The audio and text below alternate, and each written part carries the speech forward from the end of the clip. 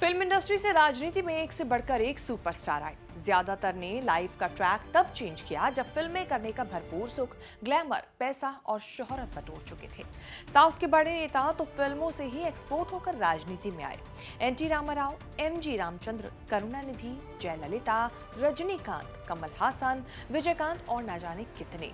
South की film industry और politics में थलापति विजय ने धांसू एंट्री मारी है, वो भी तब जबकि उनका फिल्मी करियर टॉप पर है। साउथ ही नहीं, पूरे देश के सबसे महंगे एक्टर का टैग लग चुका है विजय पर।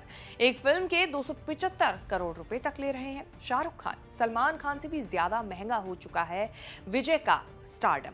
चर्चित चेहरा के इस एपिसोड में उसी विजय की कहानी, जिसने फिल्मों में विजय हासिल करने के बाद राजनीति में विजयी होने का फैसला लिया है। क्या है विजय की कहानी, क्या है टारगेट और क्यों करनी है राजनीति, बताएंगे सब इस रिपोर्ट में। नमस्कार, मैं हूं कीर्ति और आप देख रहे हैं न्यूज तक। राजनीति सिनेमा का नहीं, युद्ध क्षेत्र है, यही कहते हुए तमिल फिल्मों के सुपरस्टार थलापति विजय ने राजनीति में कदम रखा। विजय ने नई पार्टी बनाई, तमिलगा वेत्री कजगम यानी टीवी के। लोगो, थीम सॉन्ग, चुनाव आयोग में रजिस्ट्रेशन के बाद टीवी के पार्टी की पहली रैली कर ली। फिल्मों के पैरेलल विजय ने ऐसा धमाका किया कि विरोधियों के होश उड़ गए। जहां तक कैमरे का लेंस पहुंचा, उससे भी कहीं आगे भीड़ ही भीड़। थलापति विजय अब तक तमिल फिल्मों के बड़े एक्टर थे, अब ऑल इंडिया के हाईएस्ट पेड एक्टर हो गए हैं। अपकमिंग फिल्म थलापति 69 के लिए 275 करोड़ की पेमेंट लेकर गजब धमाका किया है। विजय का फिल्मी करियर पीक पर है, फिर भी उन्होंने इसी समय को राजनीति में आने के लिए चुना। टारगेट है 2026 का तमिलनाडु विधानसभा चुनाव। तमिलनाडु में विजय की टाइमिंग राजनीति बदल सकती है। करुणानिधि के बाद एमके स्टालिन ने डीएमके और बड़ा बना दिया। कांग्रेस डीएमके के साथ होली। जयललिता के बाद एआईएडीएमके डूब गई। बीजेपी ने अन्नामलाई के जरिए वैक्यूम भरने की कोशिश की, लेकिन 2024 के लोकसभा चुनाव में बड़े हाइप के बाद भी खाता तक नहीं खुला। लेकिन ऐसा माना जा रहा है कि बीजेपी एआईएडीएमके की जगह ले रही है। राजनीति में आते ही विजय ने क्लियर कर दिया कि दुश्मन नंबर 1 कौन है। विजय ने ऐलान जंग करते हुए हुंकार भर दी कि डीएमके से तो पॉलिटिकल लड़ाई है, लेकिन बीजेपी से लड़ाई आइडियोलॉजिकल है। विजय के कहने का मतलब डीएमके तो ठीक है, लेकिन असली जंग बीजेपी से होगी, जो डीएमके का विकल्प बनने की ताक में है। रिस्क बड़ा है, कहीं राजनीति के चक्कर में फिल्मी करियर न डूब जाए, कहीं फिल्मी करियर के चक्कर में राजनीति आधी अधूरी न रह जाए। रिस्क विजय भी समझ रहे हैं, लेकिन कहानी सुनाते हैं कि वो कैसे रिस्क से इश्क करते हैं। कभी अपने लुक्स को लेकर, कभी हेयर स्टाइल को लेकर, तो कभी अपने चलने फिरने के तौर तरीके पर। उन्होंने टीवीके की रैली में कहा कि मैं जब अपने करियर के पीक पर हूं तो मैंने फिल्मों को लात मार दी है और सैलरी को भी नकार दिया है।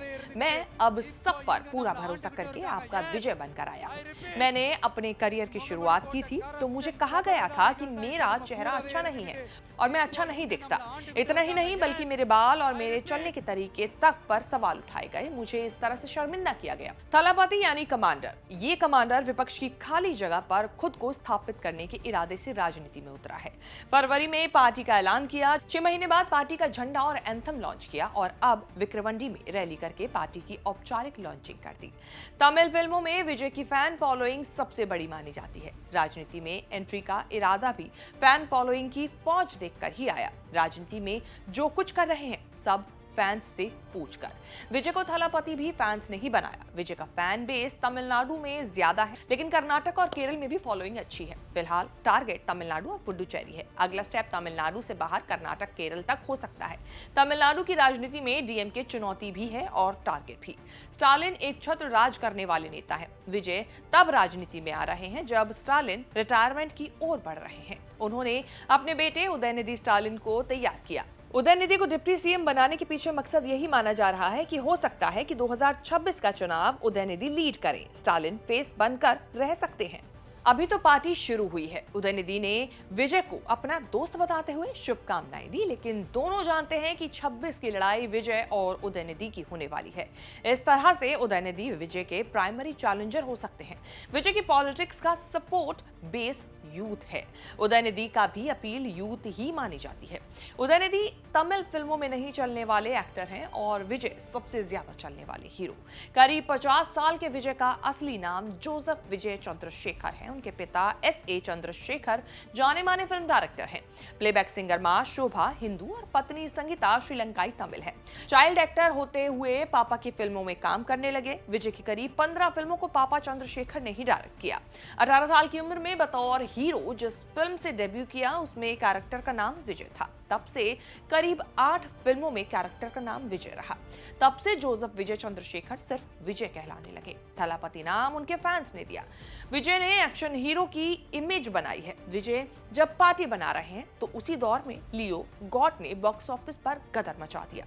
हो सकता है विधानसभा चुनाव से पहले थलापति 69 रिलीज हो जाए। विजय की संपत्ति 500 से 600 करोड़ मानी जाती है। 70 से ज्यादा फिल्मों से कमाई पॉपुलैरिटी को अब राजनीति में आजमाने के लिए राजनीति में उतरे हैं।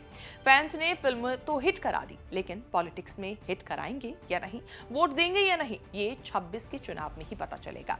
विजय जिस राज्य से आते हैं उसी राज्य के लोगों ने रजनीकांत, कमल हासन जैसे स्टार्स को तो सिर पर बिठाया, लेकिन राजनीति में आते ही जमीन पर गिरा दिया। तो अब देखने वाली बात यह होगी कि 26 के विधानसभा चुनाव में तमिलनाडु में विजय को कितनी विजय मिल पाती है। चर्चित चेहरे में बनी विजय थलापति पर बनी हमारी ये स्पेशल रिपोर्ट आपको कैसे लगी, कमेंट करके जरूर बताएं। इस तरह की खबरें आगे भी देखने के लिए बने रहें न्यूज़ तक के साथ।